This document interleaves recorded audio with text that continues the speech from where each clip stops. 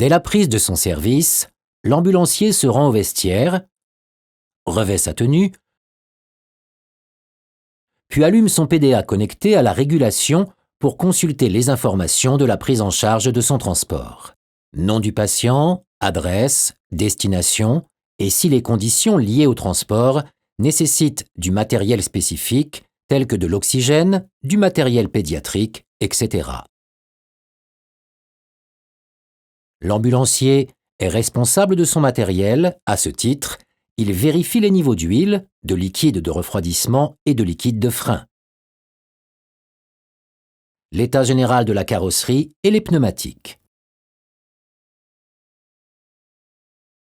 Il procède ensuite à la vérification du matériel de la cellule sanitaire, l'oxygène, l'aspirateur à mucosité, le matériel d'immobilisation, et s'assure que le sac de transport du matériel obligatoire pour première urgence est bien plombé, et il vérifie sa date de péremption.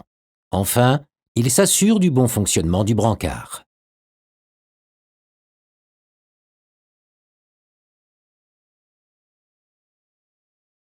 Lors de l'arrivée chez le patient, l'ambulancier et l'auxiliaire valident leur présence sur les lieux, ouvrent le haillon du véhicule et sortent le brancard ou la chaise pour y installer le patient.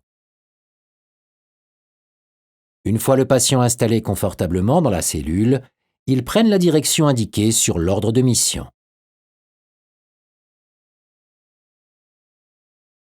Les ambulanciers accompagnent le patient jusque dans le service dédié.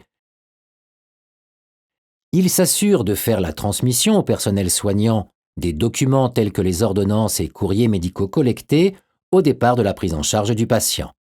Ils installent soigneusement le patient dans sa chambre et rejoignent leur véhicule en validant la fin de mission et attendent de recevoir la prochaine. En fin de service, les véhicules doivent être nettoyés et désinfectés et le matériel utilisé doit être remplacé afin que le véhicule soit opérationnel.